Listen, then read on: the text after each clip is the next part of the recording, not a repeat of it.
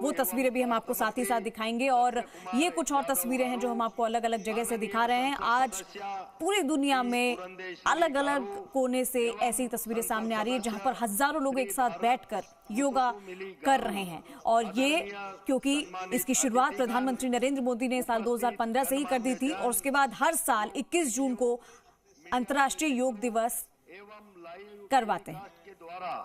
हमारे साथ पूरे तो चलिए हमारे साथ जो हमारे गेस्ट जुड़े हैं, पहले हम उनके साथ योग करेंगे, उसके बाद हम आपको तस्वीरें दिखाएंगे कि प्रधानमंत्री नरेंद्र मोदी विशाखापट्टनम में जब पहुंचेंगे तो वहां पर किस तरीके की तस्वीर आएगी। सबसे पहले नवीन जी, मैं आपके पास आना चाहूंगी। अभी हम कुछ आसन कर रहे थे, आपने बताया कि किस तरीके से हमें ताड़ासन के बारे में आपने बताया कि ये किस तरीके से लाभदायक है और हमें करना चाहिए। इसके अलावा कुछ और आसन आप बताइए जिससे कि घर में बैठे हम कोई भी कर सकते हैं, महिलाएं कर सकती खासतौर पर। हालांकि वो तो दिन भर इतना काम करती कि उनके आसन वैसे ही हो जाते हैं, लेकिन फिर भी उनको फिट रहना भी बहुत जरूरी है। तो फिट रहने के लिए और कौन कौन से आसन कर सकते हैं? जी, तो आसनों के बारे में जो कहा जाता है कि जब अनुशासित ढंग से कोई भी मूवमेंट है या स्थिति है तो उसको हम आसन कहते हैं योग में। तो अब अगला जो अभ्यास है उसको हम बद्ध कोणासन, यानी कि उसको बटरफ्लाई भी कहा जाता है, जिसमें आपने दोनों पैरों को जोड़ के मिला के बैठना है। ये बैठने वाला आसन स्पेशली महिलाओं के लिए बहुत अच्छा है। उनको कोई भी हार्मोनल इश्यूज हैं, जैसे पीसीओडी का प्रॉब्लम है या जो है फाइब्रॉइड्स की प्रॉब्लम है, तो उनके लिए, या फर्टिलिटी का कोई इशू है, उनके लिए बहुत अच्छा होता है।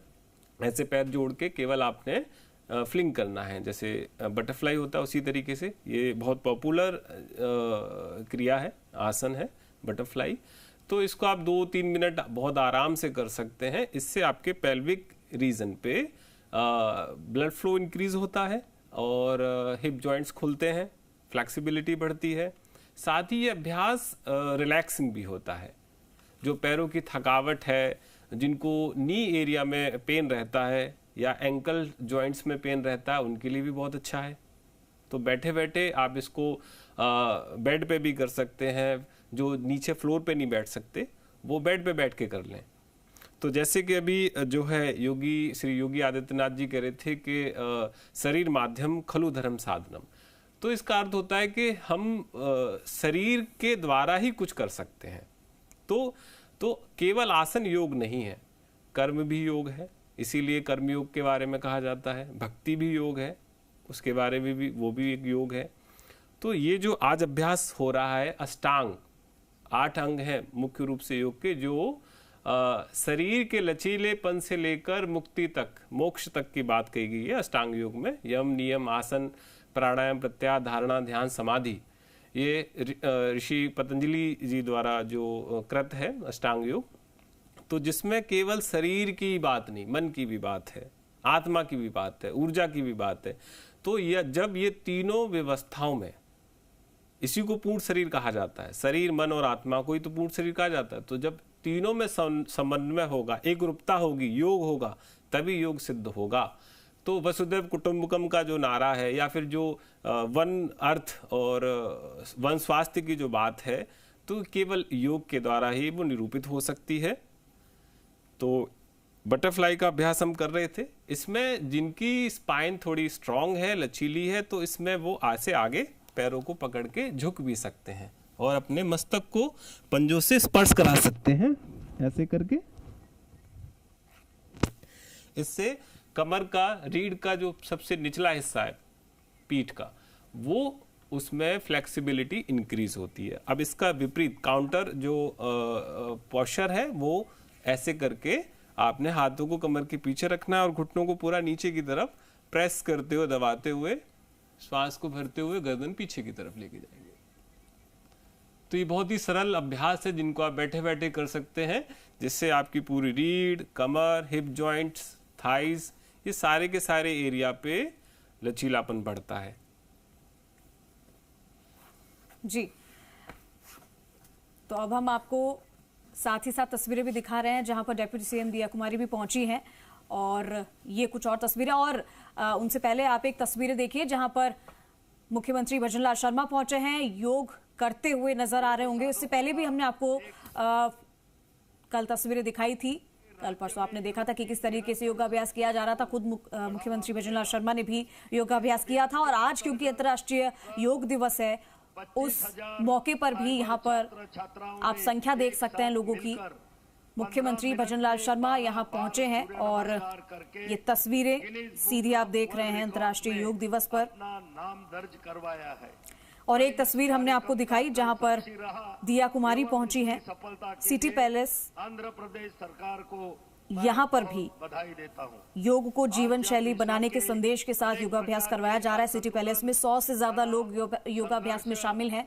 ये दो तस्वीरें आपके सामने फिलहाल आप देख रहे हैं। जीवन शैली आधारित शारीरिक और मानसिक व्याधियों की बड़ी तो मुख्यमंत्री भजनलाल शर्मा यहाँ पर मौजूद हैं। योगा करते हुए आपको नजर आ रहे होंगे, आसन करते हुए नजर आ रहे हैं और बड़ी संख्या में इनके साथ यहाँ पर बनकर सामने आया है। आदरणीय प्रधानमंत्री जी, योग करते हुए लोग आपको नजर आ रहे होंगे। हेल्दी फूड को प्रमोट करने के लिए इस बार आयुष मंत्रालय ने तो ये जैसलमेर इनिशिएटिव लिया है की तस्वीर आप देख रहे हैं जहां पर मुख्यमंत्री मौजूद हैं, मुख्यमंत्री भजनलाल शर्मा। और ये सैंड ड्यून्स है जहां पर ये योगाभ्यास कर रहे हैं। आयुष आहार वितरित करेंगे। यह आयुष आहार मोरिंगा के तो यहाँ पर छात्र हैं और जनप्रतिनिधि, अधिकारी और आम जनता भी योग उत्सव में शामिल है। और ये तस्वीरें आप सीधी देख रहे हैं लाइव। विकल्प के रूप में उभरेगा।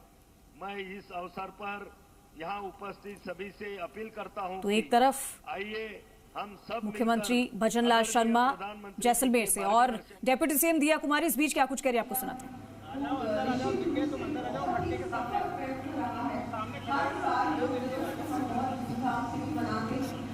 हर घर में अब योग एज अ रेगुलर एक्टिविटी हो चुका है, जो होना भी चाहिए। ये हमारी दिनचर्या का भाग होना चाहिए। ना सिर्फ 21 जून में, लेकिन रोजाना हमको योग का किसी न किसी प्रकार से योग को अपने जीवन में अपनाना चाहिए। और जो कि हमारे प्रधानमंत्री जी ने हमको सिखाया भी है, हम सभी ने पूरे विश्व ने अपनाया है। तो मैं धन्यवाद देना चाहूँगी। आज जो हमारी मिनिस्ट्री ऑफ टेक्सटाइल्स के द्वारा आज और आयुष्मान मंत्रालय गवर्नमेंट ऑफ इंडिया के द्वारा इस प्रोग्राम को उन्होंने पूरा प्रोग्राम किया है।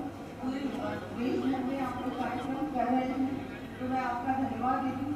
आपने सिटी पैलेस को भी चुना है और यहाँ मुझे आमंत्रित किया है, उसके लिए भी आपका आभार व्यक्त करती हूँ।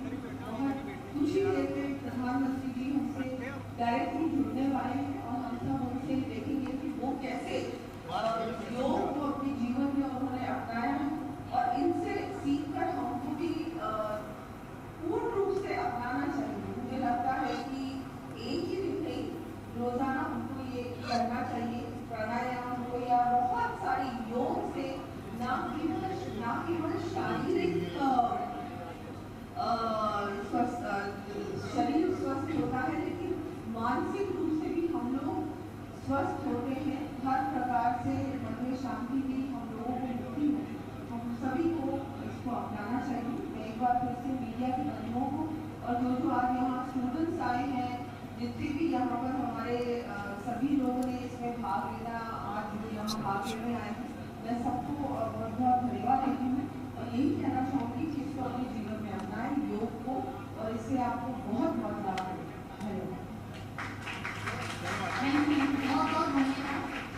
योग की महत्ता के बारे में हमें बहुत समझाया और ऐसे हम लोग जो योग दिवस मनाते हैं वो योग की इम्पोर्टेंस को अपने जीवन में क्या इम्पोर्टेंस है। जी, तो ये कुछ तस्वीरें आपने देखी। एक तरफ मुख्यमंत्री भजनलाल शर्मा जैसलमेर से और दूसरी तरफ जयपुर से डेप्यूटी सीएम दिया कुमारी, जिन्होंने योग के बारे में कि योग क्यों जरूरी है उसके महत्व के बारे में बताया। अब हम हमारे स्टूडियो में मौजूद हमारे साथ जो हमारे गेस्ट हैं उनका रुख करेंगे। शिखा जी, आप बता रहे थे कि क्योंकि अभी थोड़ी देर पहले हमने जाना कि अगर किसी के कमर में या किसी के गर्दन में या किसी के आंखों में तकलीफ हो तो उसे कैसे आसन करने चाहिए। अब हम ये जानना चाहेंगे कि अगर योग करने से हमारी सारी तकलीफें दूर हो जाती है, हालांकि कुछ ऐसे आसन भी होते हैं जो काफी कठिन होते हैं, लोग कर नहीं पाते हैं, तो आपने सरल आसन बताए, तो उसमें कुछ और आसन भी बताइए जो हमारे दर्शक भी बड़ी आसानी से कर सकते हैं। आपने वैसे बात बहुत सही कही कि योग से निरोग होते हैं, लेकिन एक बहुत कॉमन आजकल मिथ चल गया है कि ये 3-4 आसन करके ये रोग दूर हो जाएगा, ऐसा नहीं काम करता है। योग एक बहुत सेल्यूलर लेवल पे काम करता है। एक सरल आसन मैं बताती हूँ जिसे कहते हैं मर्जरी आसन या कैट एंड काउ स्ट्रेच भी कहते हैं उसको। ये खासकर एंजाइटी में बहुत लाभदायक होता है।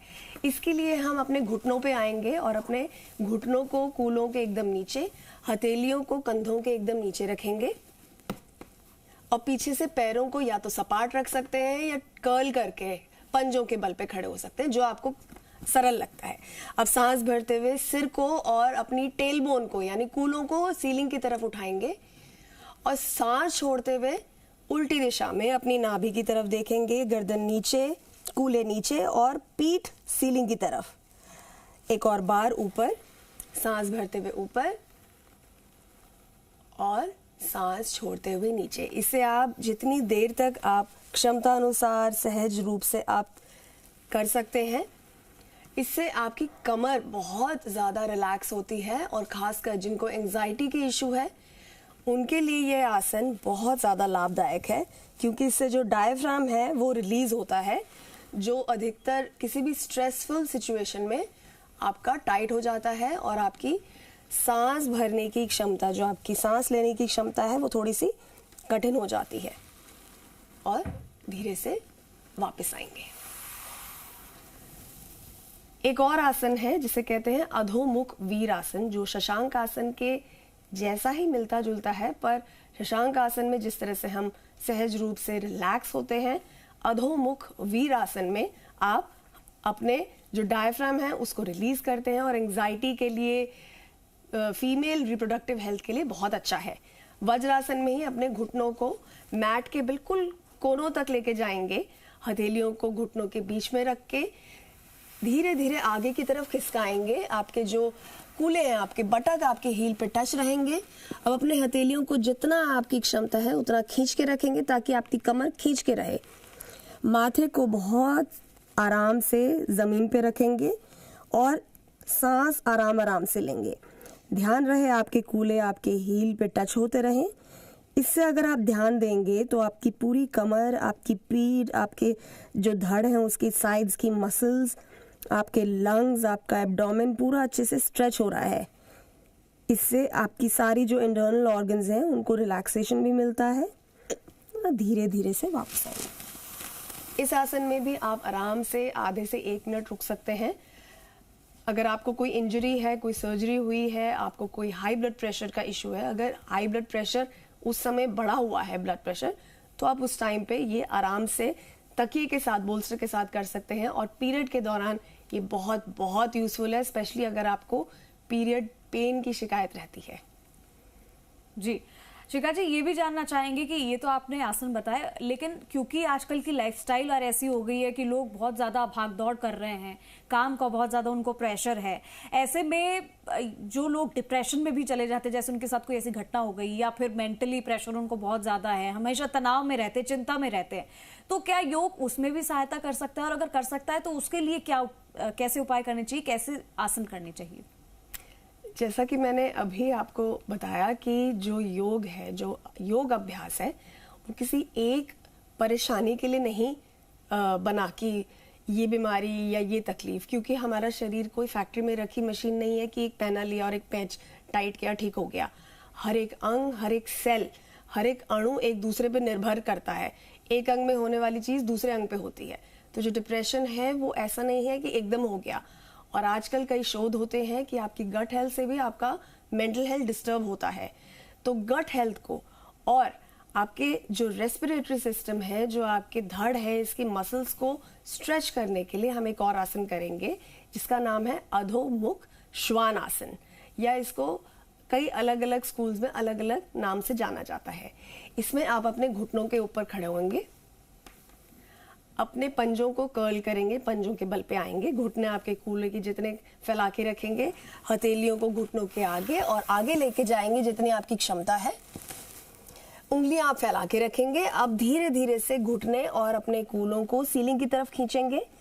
अगर आप सहज महसूस करते हैं तो अपने हील्स को, अपनी एड़ियों को जमीन पे लगाएंगे, वरना आप शुरुआत में बिगिनर लेवल पे आप अपनी एड़ियों को सीलिंग की तरफ भी खींच सकते हैं। ध्यान दें कि आपका जो वजन है वो आपके शरीर में बना रहे, आपके कलाइयों पर ना जाए। तो कमर सीधी, इससे आप देखेंगे कि आपका जो पूरा ट्रंक है वो अच्छे से खिंच रहा है, पैरों की मांसपेशियां खिंच रही हैं। जितनी आपकी क्षमता है उतना आप रुकेंगे, आराम आराम से सांस लेंगे। अब वापस धीरे से नीचे। इस आसन का अभ्यास भी आप 1 से 2 मिनट के लिए कर सकते हैं, बिल्कुल क्षमता के अनुसार। पर मैं एक बात आपको ध्यान दिला दूं कि आपको एक सर्टिफाइड और ट्रेन टीचर के साथ ही आपको ये आसन सीखने हैं, क्योंकि ये बहुत टेक्निकल आसन होते हैं। कोई हानि ना पहुंचे इसके लिए आपको आराम आराम से और सही तरीके से सीखना बहुत ज्यादा जरूरी है। जी नवीन जी, आपसे जानना चाहेंगे कि हम आसन की बात तो कर ही रहे हैं, लेकिन जहां बात आती है मेडिटेशन की, जो कि बहुत ज़रूरी बताते हैं, और आजकल की लाइफस्टाइल को देखते हुए ये सभी को रेकमेंड किया जाता है कि आप मेडिटेशन करिए, मेडिटेट करिए, अपने दिमाग को शांत रखिए, बहुत सारी चीज़ें दिमाग में चलती होती है। तो ये कितना लाभ, कितना फ़ायदा पहुंचाता है किसी को? जी, तो जितना शरीर का स्वास्थ्य यानी किसी भी अंग प्रत्यंग का जो स्वास्थ्य जरूरी है, उतना ही मन का स्वास्थ्य भी जरूरी है। यदि आपका मन थका हुआ है या रोगी है तो फिर शरीर भी रोगी ही समझिए आप। यदि मन स्वस्थ है तो फिर शरीर स्वस्थ की तरफ गति जल्दी कर लेगा। तो मानसिक स्वास्थ्य के लिए, मनोवैज्ञानिक स्वास्थ्य के लिए ध्यान और प्राणायाम प्रमुख रूप से काम करते हैं। तो बहुत ही सरल अभ्यास आज हम सीखेंगे जो कि हमारे मानसिक स्थिति को बैलेंस करता है। तो इस अभ्यास को हम कहते हैं भ्रामरी प्राणायाम, जो हमारे ब्रेन के न्यूरॉन्स को एक्टिव करता है और कोऑर्डिनेशन बॉडी के साथ बहुत अच्छा बनाता है, समन्वय बनाता है। साथ ही मानसिक थकान भी तुरंत ही रिलीज होती है, तुरंत ठीक होती है। जिनको नींद का इशू है या ओवर थिंकिंग है उनके लिए भी बहुत अच्छा है। जिनका फोकस वीक है, फोकस नहीं है, उनके लिए बहुत अच्छा है। तो सिंपल आप इसको सहज, जो आसन बात हो रही थी सुखासन, तो उसमें आप आलती पालती क्रॉस लेग्स करके बैठ जाएं, या फिर आप इसको वज्रासन में बैठ के भी कर सकते हैं। तो कमर सीधी रखनी है आपने, सदैव अपनी स्पाइन को सीधा रखना है, क्योंकि शरीर का आधार तो स्पाइन है। तो आपने अपने अंगुष्ठ से कर्णरंध्रों को बंद करते हुए, जिससे बाहर की ध्वनि आपको ना सुनाई दे, क्योंकि इसमें गूंज होगी और गूंज को ही आपको फील करना है। तो अपने दोनों कर्णरंध्रों को बंद करके अपनी जो तर्जनी उंगली है उसको आंखों के आईब्रो के ऊपर, और मध्यमा को आंखों के ऊपर, और जो रिंग फिंगर है उसको नासिका के किनारे बेस में रखेंगे, और सबसे छोटी उंगली चिन के थोड़ा सा ऊपर प्लेस करेंगे। ये हमारे जितने भी साइनस के पॉइंट्स हैं वो सब होते हैं, तो ये यहाँ पे उंगलियों को प्लेस करने से उन पे प्रभाव पड़ता है सकारात्मक। तो गहरा और लंबा श्वास लेकर इसमें होठ मिला के रखेंगे, दांतों को खोल के रखना है, मतलब दांत आपस में टच नहीं करेंगे। गहरा लंबा श्वास लेकर बी साउंड करना है, भंवरे के समान गूंज करना है, उस गूंज को फील करना है।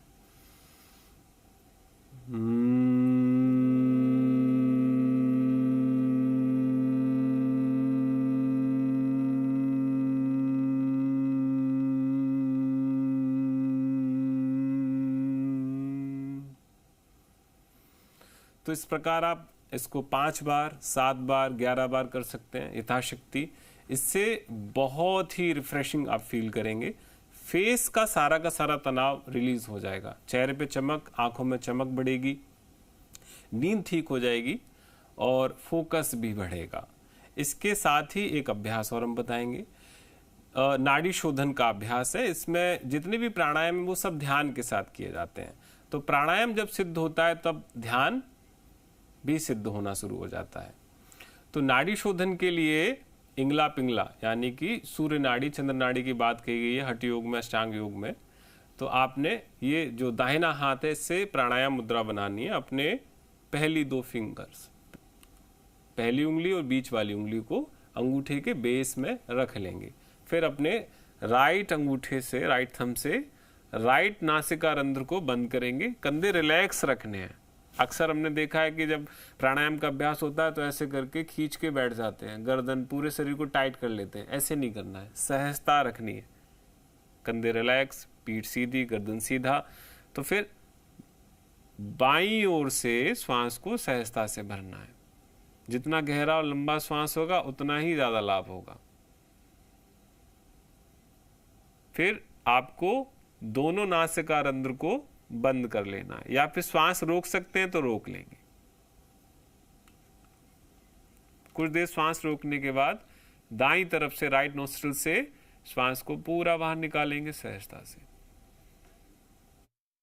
योग का जैसा कि मैंने कहा कि योग हमारे फिजिकल फिटनेस के लिए नहीं, मेंटल फिटनेस के लिए, पीस ऑफ माइंड के लिए बहुत आवश्यक है। माननीय प्रधानमंत्री जी का मैं बहुत बहुत धन्यवाद देती हूँ कि इसको जिस तरह से योग को उन्होंने 11 सालों में आगे बढ़ाने का काम किया है, ये बहुत बड़ा काम है। और मुझे लगता है हमारी नई पीढ़ी बहुत बहुत उनको धन्यवाद देती रहेगी कि उन्होंने कैसे इस चीज़ को पहचाना और हमारे भारत का जो ये प्राचीन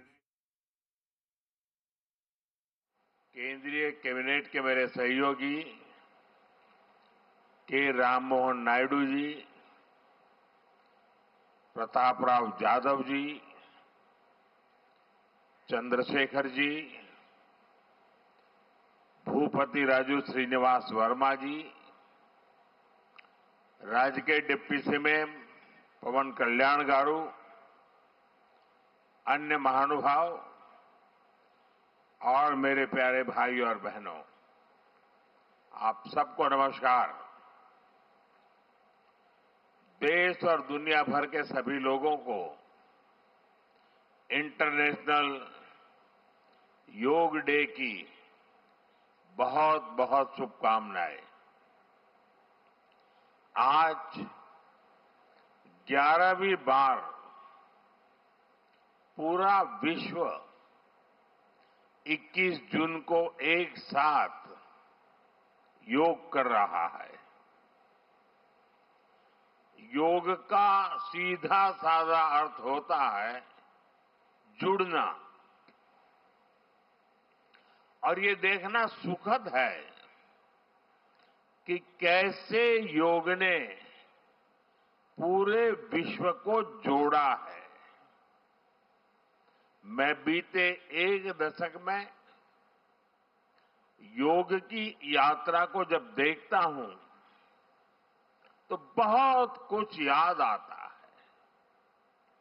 वो दिन जब संयुक्त राष्ट्र में भारत ने प्रस्ताव रखा कि 21 जून को अंतर्राष्ट्रीय योग दिवस के रूप में मान्यता मिले, और तब कम से कम समय में दुनिया के 175 देश हमारे इस प्रस्ताव के साथ खड़े हुए। आज की दुनिया में ऐसी एकजुटता, ऐसा समर्थन सामान्य घटना नहीं है। ये सिर्फ एक प्रस्ताव का समर्थन भर नहीं था, ये मानवता के भले के लिए दुनिया का सामूहिक प्रयास था। आज 11 साल बाद हम देख रहे हैं कि योग दुनिया भर में करोड़ों लोगों की जीवन शैली का हिस्सा बन चुका है। मुझे गर्व होता है जब मैं देखता हूं कि हमारे दिव्यांग साथी ब्रेल में योग शास्त्र पढ़ते हैं, वैज्ञानिक अंतरिक्ष में योग करते हैं, गांव-गांव में युवा साथी योग ओलंपियाड में भाग लेते हैं। यहां सामने देखिए, ये नेवी के सभी जहाजों में भी अभी बहुत शानदार योगा कार्यक्रम चल रहा है। चाहे सिडनी ओपेरा हाउस की सीढ़ियां हो या एवरेस्ट की चोटी हो, या फिर समंदर का विस्तार हो, हर जगह से एक ही संदेश आता है, योग सभी का है और सभी के लिए है। Yoga is for everyone, beyond boundaries, beyond backgrounds, beyond age और एबिलिटी। इसको बंद कीजिए, इसकी आवाज आ रही है।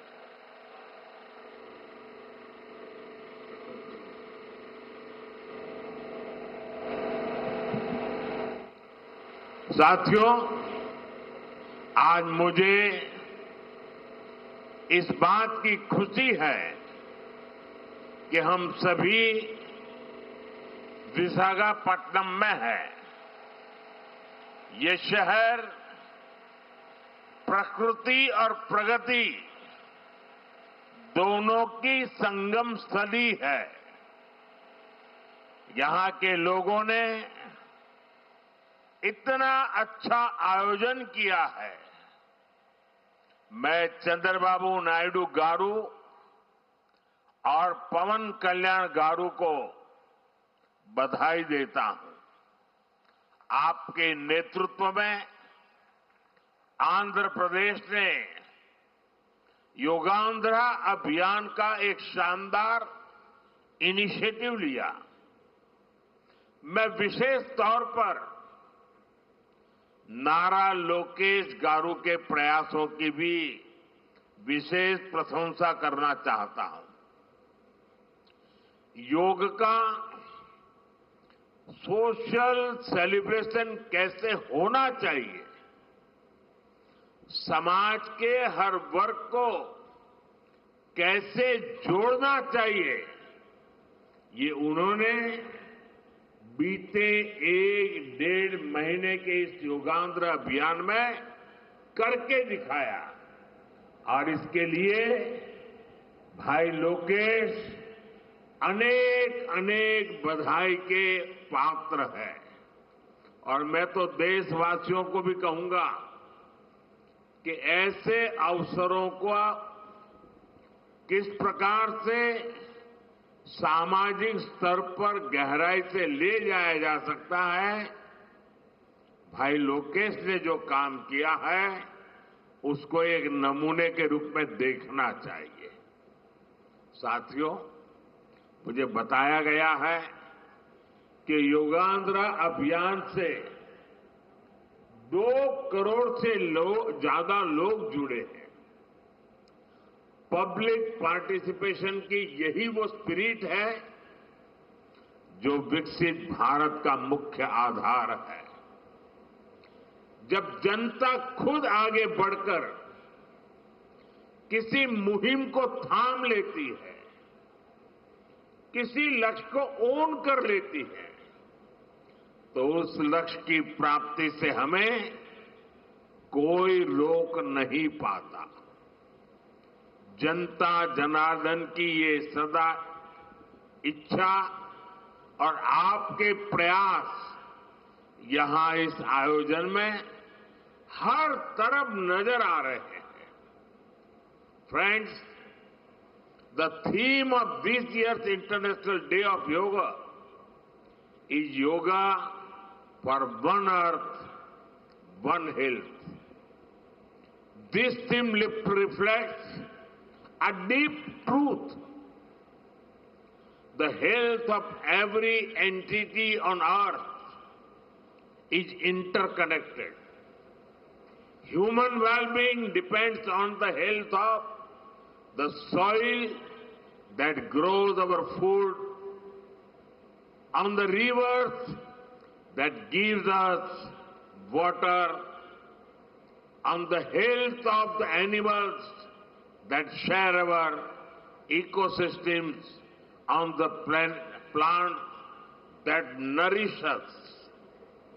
Yoga awakens us to this interconnectedness. Yoga leads us on a journey towards oneness with the world. It teaches us that we are not isolated individuals.